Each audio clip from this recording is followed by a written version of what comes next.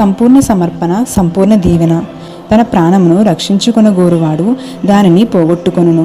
నా నిమిత్తమై తన ప్రాణమును పోగొట్టుకునివాడు దానిని రక్షించుకొనును. లూకా 9వ అధ్యాయం 24వ వచనం. యేసు ప్రభువు ఇక్కడ గొప్ప సత్యమును చెప్పుచున్నాడు. బైబిల్ గ్రంథంలోనున్న సూత్రములు లోకంలోనున్న సూత్రములకు చాలా వ్యతిరేకంగా ఉండును. మారు మనసు పొందిన తర్వాత సంపూర్తిగా అభివృద్ధి అయిన జీవితమే కొండ మీద ప్రసంగము యొక్క సారాంశము. నీ అనుభవంలోనికి రానయ్యున్న విషయములను యేసు ప్రభువు ఎట్లు ఆ ప్రసంగంలో చెప్పగలిగినాడో అది చాలా ఆశ్చర్యమును కలిగించుచున్నది. దురదృష్టవశాత్తుగా మనం దాని ఫలితమును చూచుటలేదు. తమను తాను తగ్గించుకొనుటకును తమ పాపములను ఒప్పుకొనుటకును ప్రజలు ఇష్టపడకపోయినట్లయితే అట్టి ఫలమును వారెట్లు చూడగలరు?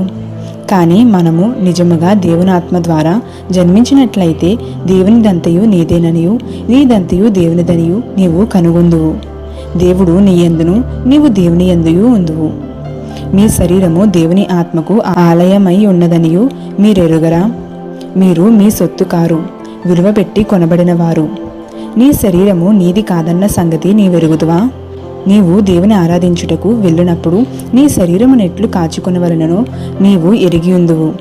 నీ ముఖము నీది కాదు, నీ ముఖము దేవునికి అంగీకారముగా ఉన్నదా?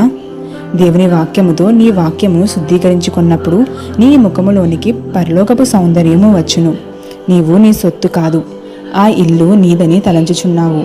కాదు, అది నీది కాదు.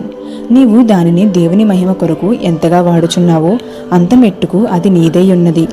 నీవు ఇంటిని కట్టుకున్నావు, కానీ దానిని చాలా కాలము ఆక్రమించుకుని ఉండలేదు. ఎందుకనగా అది నీ సొంతమైనదని తలంచుచున్నావు.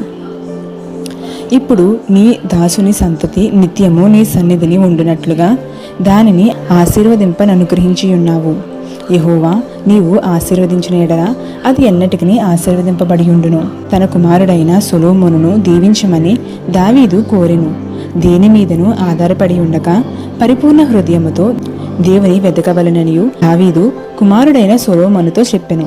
ఇట్లు రాజ్యము దావీదు వశమాయెను.